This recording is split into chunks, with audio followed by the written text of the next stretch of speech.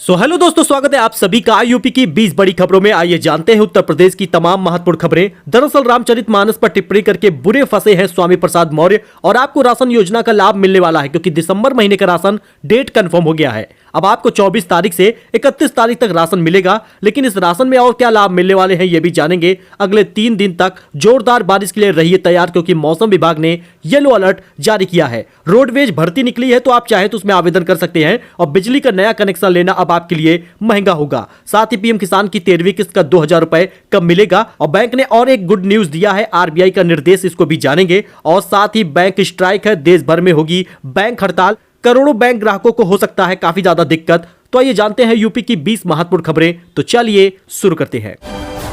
दोस्तों बात करें पहले खबर की तो सर्जिकल स्ट्राइक वाले बयान के बाद बदले हैं दिग्विजय सिंह के सुर। कहा सुरक्षा बलों के लिए मेरे मन में बहुत सम्मान। दरअसल दिग्विजय सिंह ने सर्जिकल स्ट्राइक को लेकर कहा था कि सरकार ने इसका कोई प्रमाण नहीं दिया और सरकार झूठ के पुलिंद पर चल रही है, लोगों को भी इसकी जानकारी नहीं है। फिलहाल इस बयान के बाद उनके सुर बदल गए हैं और उन्होंने कहा सुरक्षा बलों के लिए मेरे मन में बहुत सम्मान है।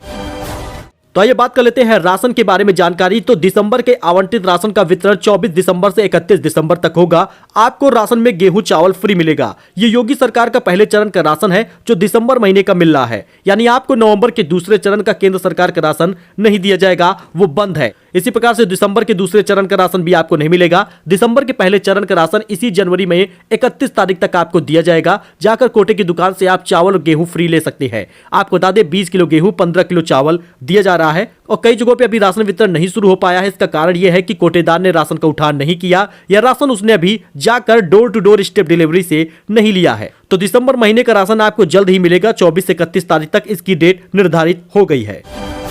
अच्छा, इसके साथ ही यूपी के कई अस्पतालों में इन दवाओं की है किल्लत। जानिए क्या पूरी वजह है। उत्तर प्रदेश के कई सरकारी अस्पतालों में जीवन रक्षक दवाओं की कमी है। इसके कारण मरीजों को कई तरह की परेशानी का सामना करना पड़ रहा है। प्रदेश के कई सरकारी अस्पतालों में जीवन रक्षक की दवाओं की कमी हो गई है। बरेली के जिला अस्पताल में जहां 16 जीवन रक्षक दवाएं नहीं है, वहीं हरदोई के सरकारी अस्पताल में 41 दवाओं की कमी है। ऐसे ही प्रयागराज, लखनऊ, लखीमपुर खीरी, शामली और कानपुर में भी कुछ सरकारी अस्पतालों में यही हालात हैं। मामले में स्वास्थ्य विभाग का कहना है कि जिन जगहों पर दवाओं की किल्लत है वहां जल्द ही मेडिकल सप्लाईज कॉर्पोरेशन की ओर से दवाएं उपलब्ध करा दी जाएगी। तो वेदर अपडेट के बारे में जान लीजिए क्योंकि अगले 3 दिनों तक जोरदार बारिश के अलर्ट जारी किए गए हैं। मौसम विभाग ने जारी किया है येलो अलर्ट। अगले 3 दिन तक जोरदार बारिश के लिए आप तैयार रहिए। मौसम विभाग ने कहा है कि कहीं पर तेज बारिश तो कहीं पर हल्की बारिश होगी। मंगलवार से ही बरसात की संभावना हो चुकी है और बुधवार और गुरुवार तक ऐसे ही हालात रहेंगे। 25 जनवरी को तेज बारिश के आसार हैं। ईरान के ऊपर से एक और पश्चिमी विक्षोभ तैयार हो रहा है। इसका असर 27 जनवरी के बाद यूपी पर दिखेगा।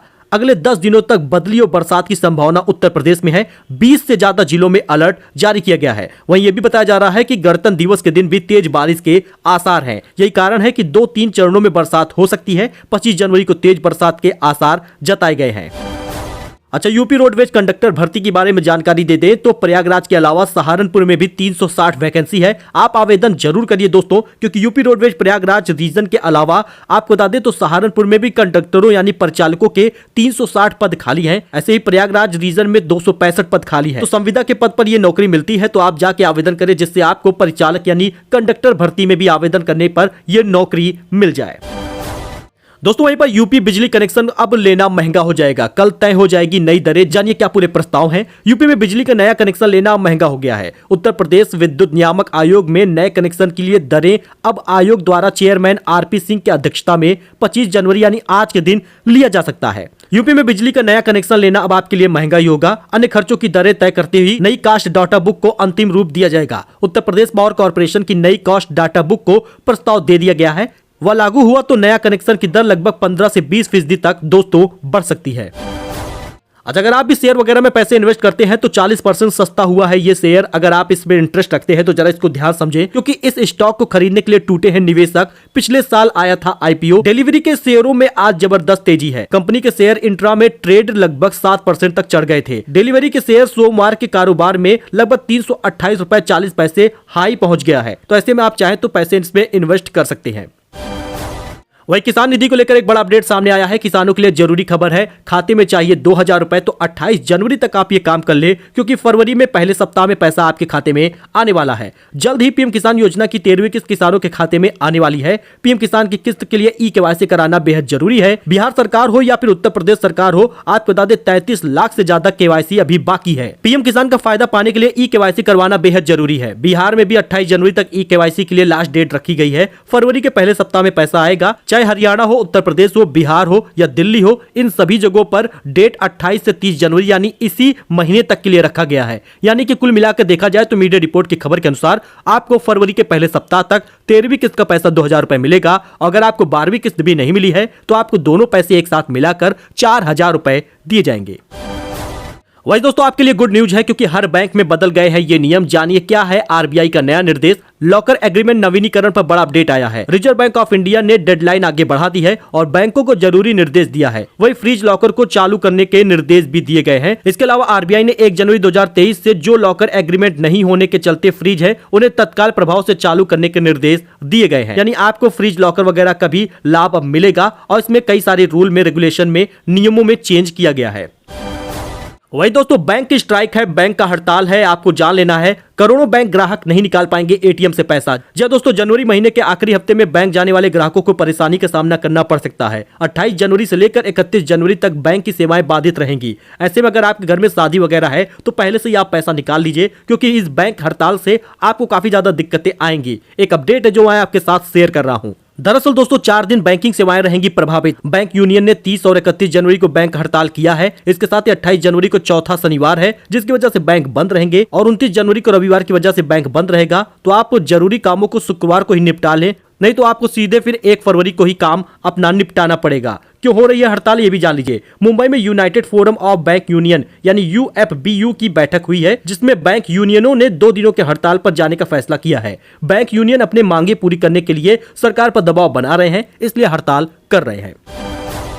अच्छा, इसके साथ ही कानपुर में ठंड का कहर जारी है। ब्रेन स्ट्रोक और हार्ट अटैक से 6 लोगों ने दम तोड़ा है। इस वजह से आपको बताया जा रहा है कि ठंड कहर अभी बाकी है। ऐसे में आपको इन सारी चीजों से बचना चाहिए। गर्म कपड़े पहनने चाहिए। सर्दी में मधुमेह या फिर हाइपरटेंशन या फिर दिल के मरीजों को परेशानी ज्यादा होती है। ऐसे में सोमवार को ब्रेन स्ट्रोक और हार्ट अटैक से 6 बुजुर्गों ने दम तोड़ा है। वही रामचरितमानस पर टिप्पणी कर बुरे फंसे हैं स्वामी प्रसाद मौर्य, अखिलेश है नाराज, हिंदू महासभा ने कही है ये बड़ी बात। रामचरितमानस पर टिप्पणी कर बुरे फंस गए हैं सपा नेता स्वामी प्रसाद मौर्य। एक तरफ जहां उन्हें पार्टी प्रमुख अखिलेश यादव भी नाखुश हैं, वहीं दूसरी तरफ हिंदू महासभा के सदस्यों ने उनकी जीभ काटकर लाने वाले को 51,000 रुपए देने का इनाम की घोषणा भी कर दी है। अच्छा, इसके साथ ही सीएम योगी आदित्यनाथ का सांसद और विधायकों को निर्देश है कि अपने क्षेत्र की क्षमताओं की ब्रांडिंग करें। जी दोस्तों, यूपी की सीएम योगी आदित्यनाथ सरकार अपने दूसरे कार्यकाल में शहरों के विकास पर फोकस कर रही है। सोमवार को मुख्यमंत्री योगी आदित्यनाथ ने लखनऊ, हरदोई व उन्नाव की विकास परियोजनाओं की समीक्षा की, जिसमें उन्होंने कहा कि सांसद विधायक अपने क्षेत्र की क्षमताओं को ब्रांडिंग करें। अच्छा, इसके साथ ही यूपी की मेट्रो परियोजनाओं में सहयोग करेगा जर्मनी। राजदूत ने मुख्यमंत्री योगी से की है मुलाकात। यूपी के मुख्यमंत्री योगी आदित्यनाथ ने सोमवार को जर्मनी के राजदूत से मुलाकात की है। राज्य में निवेश के माहौल को लेकर चर्चा की है। जर्मन राजदूत ने प्रदेश में निवेश की इच्छा जताई है। अच्छा, इसके साथ ही यूपी दिवस पर पीएम मोदी ने दी है बधाई। कहा राज्य के विकास में हर किसी का ध्यान खींचा है। प्रधानमंत्री नरेंद्र मोदी ने उत्तर प्रदेश के स्थापना दिवस पर राज्य के सभी निवासियों को शुभकामनाएं दी हैं। उन्होंने मंगलवार को ट्वीट किया था, उत्तर प्रदेश दिवस पर यहाँ के लोगों को ढेर सारी शुभकामनाएं। बीते कुछ वर्षों में राज्य के विकास हर किसी को ध्यान अपनी ओर खींचा है और उन्होंने बधाई दी है। इसके साथ ही ताजनगरी में तेज बारिश के साथ कई जगहों पर ओले पड़े हैं। मौसम विभाग ने आगरा में 23 जनवरी को बारिश होने की आशंका जताई है और इसके साथ ही 24-25 तारीख को भारी बारिश का अलर्ट जारी किया गया है। इस बीच शहर में कई इलाकों में बारिश के साथ ओले भी गिरे हैं। अच्छा, इसके साथ ही राज्यपाल आनंदीबेन और सीएम योगी ने उत्तर प्रदेश के स्थापना दिवस पर बधाई दी है। राज्यपाल आनंदीबेन पटेल और मुख्यमंत्री योगी आदित्यनाथ ने उत्तर प्रदेश के स्थापना दिवस पर राज्य के सभी निवासियों को शुभकामनाएं दी हैं। सीएम योगी ने कहा, आध्यात्मिकता और आधुनिकता की संगम स्थली और अंत्योदय के साथ सुरक्षा और समृद्धि के स्वप्न को साकार करती क्रांतिधर उत्तर प्रदेश के सभी निवासियों को उत्तर प्रदेश दिवस की हार्दिक शुभकामनाएं। अच्छा, इसके साथ ही प्रधानमंत्री वय वंदन योजना स्कीम जान लीजिए, क्योंकि अगर आपका विवाह हो चुका है, पति पत्नी अगर आप हैं, तो 18,500 रुपए आपको हर महीने मिलेंगे। 31 मार्च तक कर सकते हैं आप इसका निवेश। प्रधानमंत्री वय वंदन योजना एक बड़ी ही अच्छी स्कीम है, जिसमें सालाना आपको 7.40% का ब्याज मिलता है। अगर पति पत्नी दोनों मिलाकर इस स्कीम में 30 लाख रुपए निवेश करते हैं तो उनको लगभग 2,22,000 रुपए सालाना मिलता है, यानी मंथली 18,500 रुपए पेंशन के रूप में आएगा। वहीं पर अगर खाली हस्बैंड अगर उसका निवेश करता है तो लगभग 9,500 रुपए तक पैसे खाते में आएंगे मंथली, यानी कि 15 लाख रुपए तब आपको निवेश करना होगा। तो काफी सिंपल है, परसेंटेज भी ज्यादा मिलता है और वय बंधन योजना स्कीम में बहुत ज्यादा लोग सब्सक्रिप्शन ले रहे हैं, इसमें पैसे इन्वेस्ट कर रहे हैं। तो अगर आप भी इन्वेस्ट करना चाहते हैं तो एक अच्छी स्कीम है, इसमें पैसे आप इन्वेस्ट कर सकते हैं। दोस्तों ये कुछ अपडेट था जो आपके साथ शेयर किया गया है। आई होप आपको ये पसंद आया होगा। ऐसी जानकारी, ऐसी अपडेट के लिए आप हमारे साथ जुड़े, चैनल को सब्सक्राइब करें। मिलते हैं नए अपडेट में नई जानकारी के साथ, तब तक के लिए धन्यवाद।